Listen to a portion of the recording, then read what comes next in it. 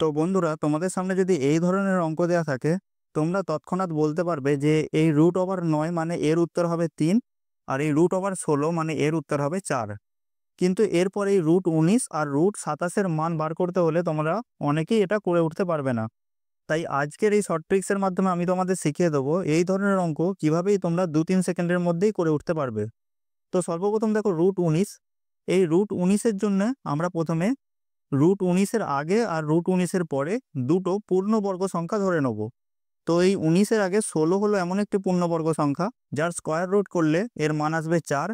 আর এই 19-এর পরে 25 হলো এমন একটি পূর্ণবর্গ সংখ্যা যার স্কয়ার রুটের মান হলো 5।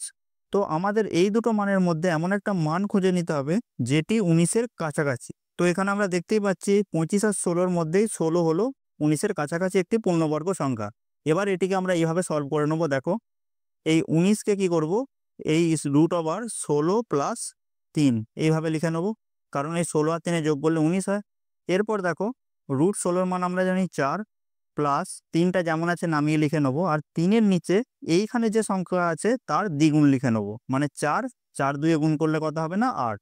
3কে 8 দিয়ে ভাগ করলে 0.3 হবে, তার মানে এখানে 4 প্লাস 0.3, আর এটিকে যোগ করলে কত হবে না 4.3। এটাই হলো উত্তর। ঠিক একইভাবে আমরা √27-কে যদি ভাঙি, দেখো 27-এর আগে যেটা পূর্ণবর্গ সংখ্যা আছে সেটি হলো 25, আর 27-এর পরে যেটা পূর্ণবর্গ সংখ্যা আছে সেটি হলো 36। তার মানে 27-এর কাছাকাছি যে পূর্ণবর্গ সংখ্যা সেটি হলো 25। তার মানে এটিকে এইভাবে লিখে নেব, 25 প্লাস 2 সমান দিয়ে দিলাম।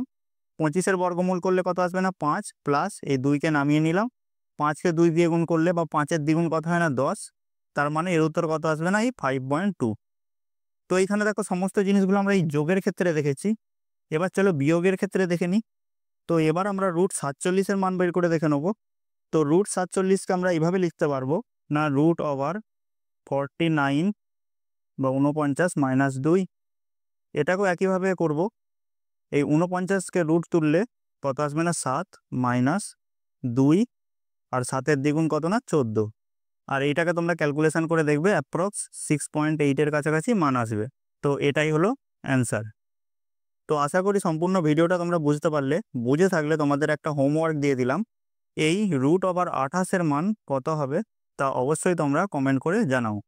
ভিডিওটি ভালো লাগলে অবশ্যই লাইক করো, আর এই ধরনের কোনো ভিডিওর উত্তর পেতে হলে অবশ্যই আমাকে কমেন্টে জানাও। Thanks for watching this video.